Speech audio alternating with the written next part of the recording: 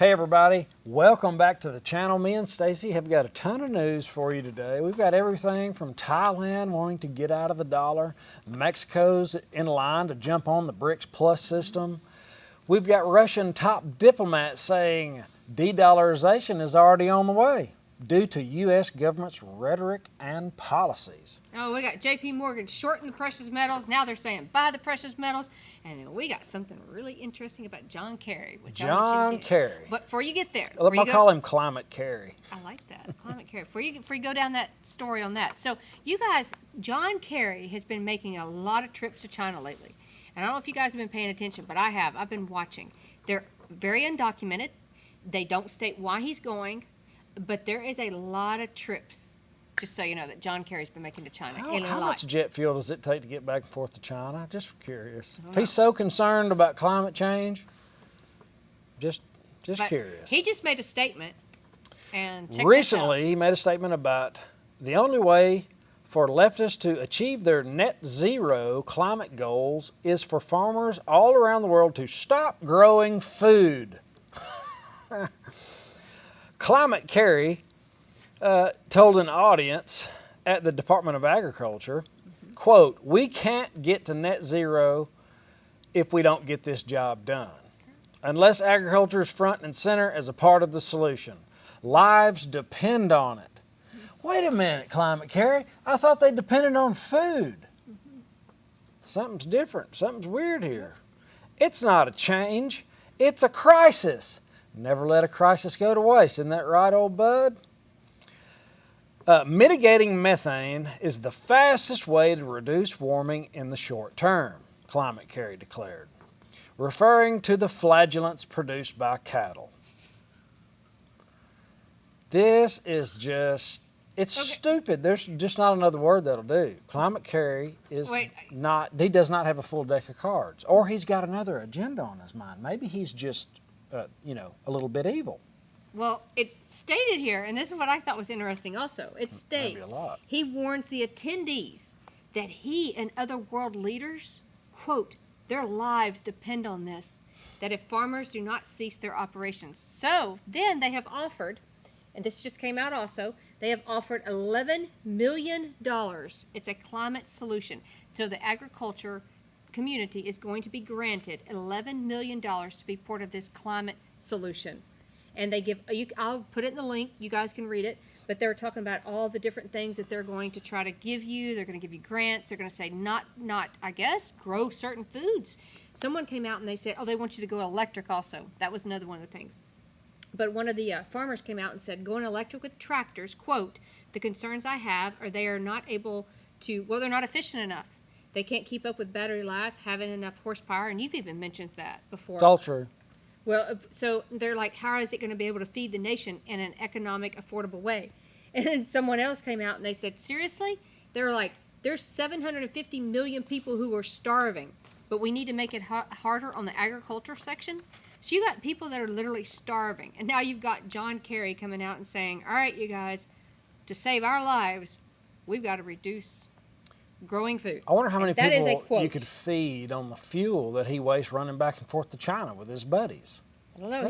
He's been going there a lot. That's all right. Is that all we're going to talk about, the food debacle? Yeah, so let's go on to the next one. Oh, by the way, you guys have come out and you guys have said you really like that we do like the 30-minute videos where we just hit the topic, so we're going to try to do that ever so often. So, Russian top diplomat, foreign Russian minister Sergei says de-dollarization is on the way due to U.S. government rhetoric and spending policies. The Economic Coalition of Brazil, India, Russia, China, South Africa, BRICS, are actively plotting a path forward without the U.S. dollar, says the diplomat. The next BRICS gathering is in August. We'll focus on the allegiance in the new development bank. Okay, so the new development bank is the BRICS bank. That is the one, start watching it, pay attention to the new development bank. De-dollarization has begun both in practice and in conceptual speeches, with BRICS Brazil suggesting that the upcoming summit in August should give careful consideration to the task of protecting financial transactions within its assembly. So within the nations that are in this BRICS, they want to protect it. The new development bank from abuse of the dollar's persistent role. So, we are putting forward many other initiatives concerning this issue. The U.S. has purposely sowed instability in other countries around the world to get what it wants. I'll agree with that. With the U.S. dollar being the crux of the strategy, however, the diplomat says the tactic is running on borrowed time. And I'm not exaggerating. That's exactly his words, not mine. Let me repeat. Western countries know well how to play on the difficulties they themselves create for other countries and will probably have a certain result, a certain benefit in a short term. But in the long term, so the U.S. dollar is going to get stronger, but in the long term, they, and first and foremost the Americans, are hewing down the bough on which they are sitting, including the roles of International Monetary Fund, the World Bank, and the role of the dollar in the world's economy. So that's what Russia's up to.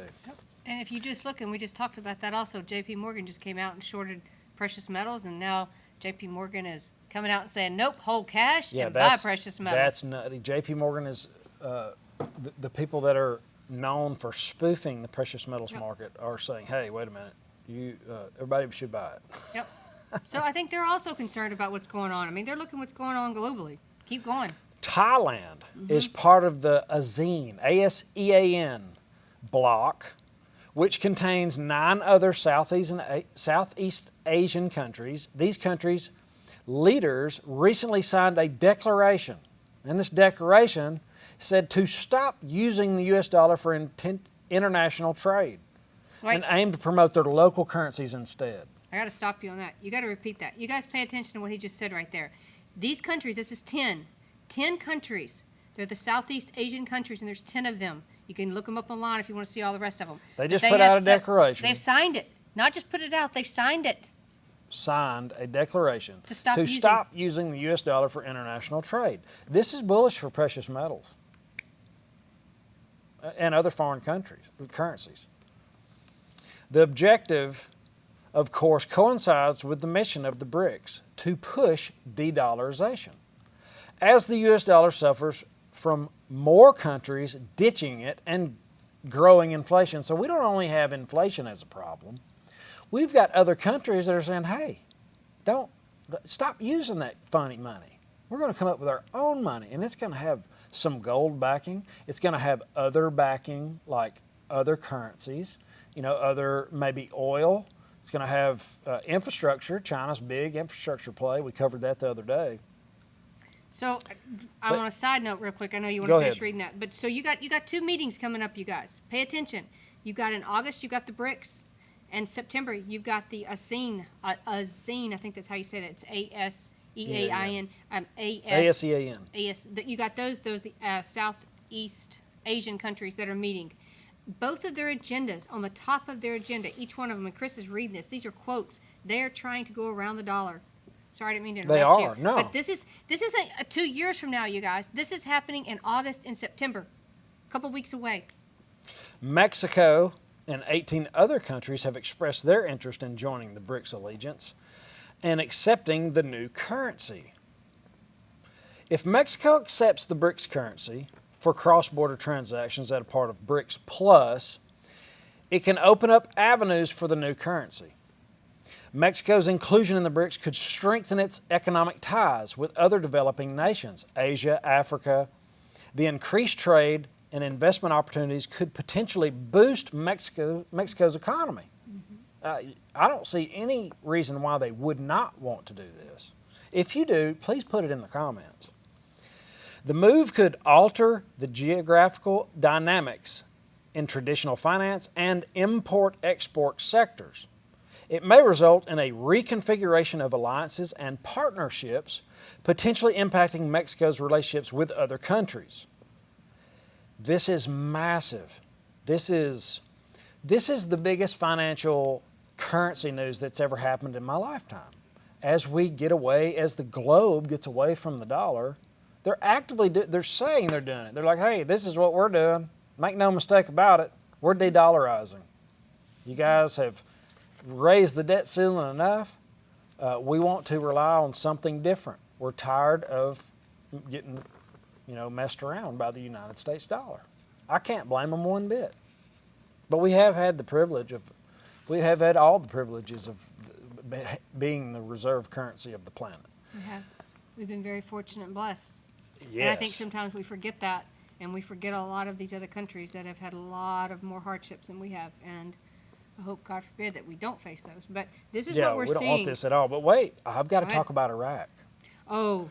Iraq, oh yeah. Among the 24 countries, the Iraq government banned entities from initiating business transactions with the U.S. dollar earlier this week. Mm-hmm. Iraq aims to control the fluctuating black market exchange rate that has plaguing the country for long enough. The minister aims to lower the differences between the official exchange rate offered by the government and the exchange rate that's thriving in the black market. The move will reduce dependency on the U.S. dollar and bolster its initiative currency in the Iraqi dinar. Now, if you do not use the Iraqi dinar, because they're saying, hey, you've got to use local currency and that's the end of it. The dinar is the national currency in Iraq. Your commitment to transact in it instead of foreign currencies boosts the country's sovereignty and economy. Failing to do so will lead to criminal offenses with punishable crimes.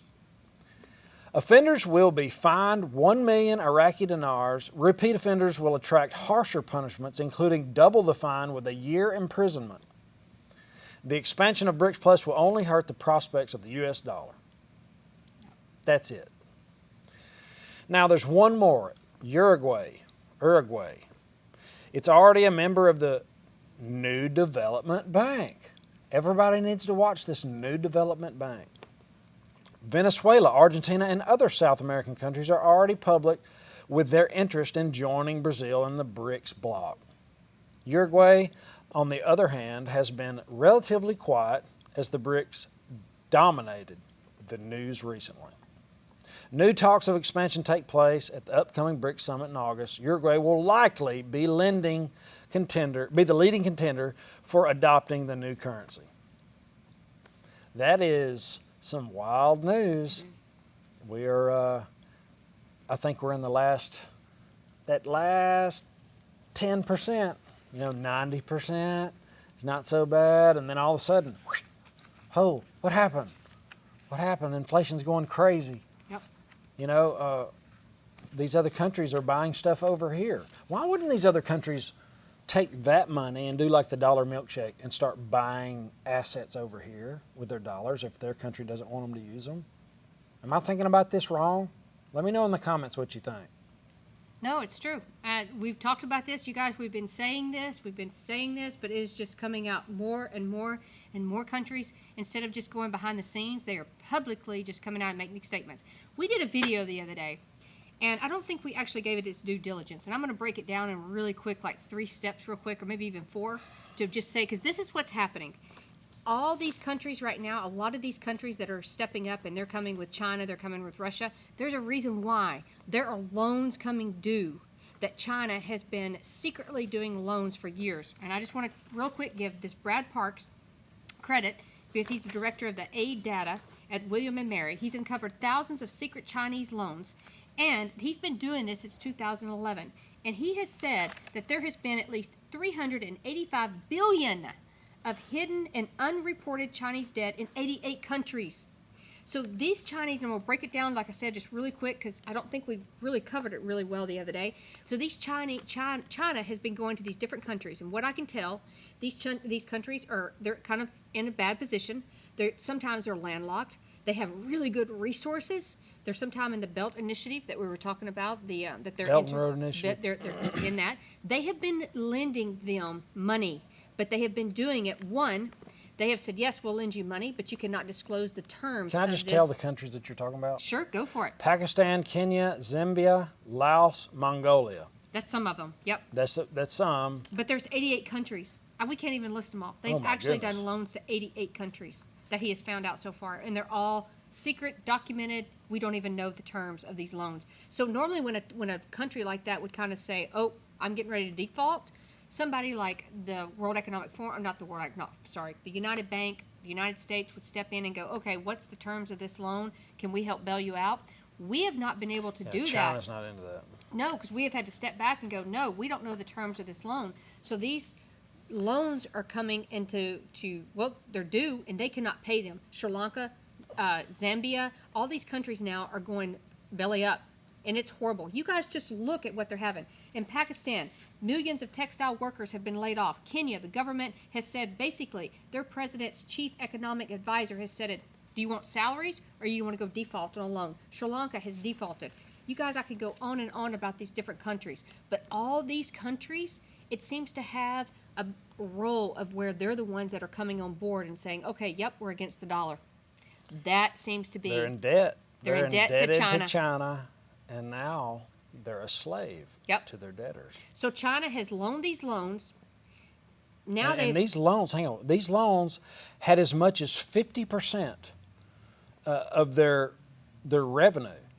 That half of what the country makes was going to this one loan from China.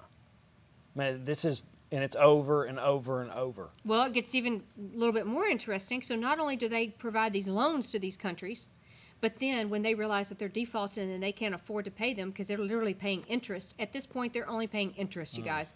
They're taking out of their revenue. They can't even afford to keep the schools open. They can't afford to keep the electricity on. I mean, you guys, there's story after story that, look at this page, look at this. Yeah, that's why the video was hard to do because it was so much. But two of them, Zambia and Sri Lanka, have defaulted. Have been unable to even make the interest payments. Yeah.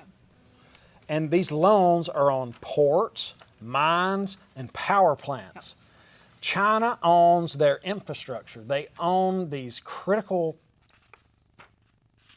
things.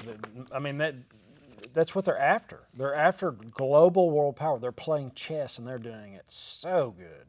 So when China realized that they could not make these loans, these payments, they created a shell company. It gets even bigger than that. It's what he's been able to discover, this Brad Parks. China created these shell companies, and they loaned these countries more money under these shell companies that wouldn't show up on these government books for years and years. And it's just devastating. So now these countries are in debt to China, and it's amazing. 88 countries. And they're unable to get help. No.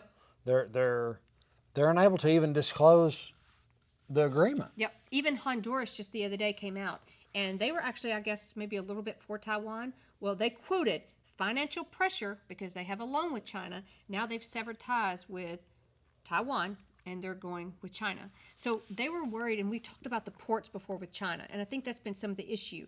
They've also loaned more money for these ports. So they're using this as an influence, and that was one of the big concerns. National security, yes, because they can spy on us, but two, that they were doing an influence, in which they just did on Honduras. It was just like this rent-to-own thing. We never got into it. I looked into it when we were doing our rental properties, and there's people that sell the same house 4, 5, 6 times because, you know, they rent-to-own, and they take a massive upfront payment, pretty much knowing the people aren't going to be able to come through on all of the transactions. And if they default on 1, maybe 2, the owner gets the property back. That's what China's doing. Yep. You can look in Zambia. Over the past 2 decades has borrowed billions of dollars from China to build banks, dams, railways, and roads. Now China owns the banks, railways, and roads because they can't afford to pay. Yeah, and not only that, but China set up this really interesting system to where when you created a loan with them, they did a secret escrow. And you had to deposit so much money into this escrow. And if you defaulted, guess what? They got, just like Chris was saying, that rent to own, they got that whole entire escrow back, and you didn't get a penny back of it. And they think at some point it was like 15 million, some of this was in these escrows. But they also, and Trump called them out, you guys, when he was in the office, he called them out. And he, quote, said, China is doing a debt trap diplomacy. And he was right, because they are getting these countries and getting loans with these countries. They cannot pay them. They're coming due, and now they're going to own the minerals, the rights, like Chris said, what did you say? All these railroads, these ports, these dams, roads. all the infrastructure. Well, in Pakistan, foreign cash reserves have depleted so much that it was unable to import raw materials for their factories. Yep. They're broken. Yep. But we kind of hit on that the other day, but I think this goes back to where we're talking about the dollar right now with the BRICS. China is so big on saying, hey, they've created a really big bond with Brazil, India, Russia, and all that, and they're saying, hey, let's get away from the dollar. I think this is one more thing to help all those different countries come on board because they're in debt to China. Well, here's the last thing is China at the time was ramping up lending that would soon become part of its $1 trillion Belt and Road Initiative to secure supplies of key minerals, win allies abroad, and make more money off its U.S. dollar holdings. So we funded it. That's it. That's it. We enriched that's where China through corporate greed. And now they're turning And now around. they're getting busy buying up the world. And so that's basically, when I read this article, I told Chris, I said, I feel like they took over the world, or not the world, but these countries without a shot fired. It was all through economic. And now they're turning around and they're moving against the dollar and they're creating the BRICS. And you got the Southeast Asian nations and all this kind of stuff that are saying, we're not using the dollar. How that's going to affect us, I do not know. I do not know. But I do know we need to not stick our heads in the sand and pay attention. It's going to affect us big time. As we lose the world reserve currency, we're going to see a lot of privileges that we're not going to have. And I think you could sum it up with austerity. I think we're going to start experiencing austerity in a whole new way. Maybe not to the tune of what these third world countries have been experiencing, but maybe in 30 or 40 years, it could be a lot like that. Because that's a big deal. When you have the world reserve currency, you're in the catbird seat. You're doing really well. And now we've abused that privilege, and these other countries don't want anything to do with us anymore. And I can't blame them. I can't blame them at all. I know. Guys, thank you for being here. Let me know what you think about this in the comment section. I value your opinion. And this channel is only as good as the community that surrounds it. And I really do believe that. And I respect you guys' opinion. Get in there. Well, let us know if you like this information. Because we try to do our diligence and dig through a lot of this. And sometimes it's a lot to consume. And just let us know. All right, guys. Have an awesome day. We'll see you in the next one. Later.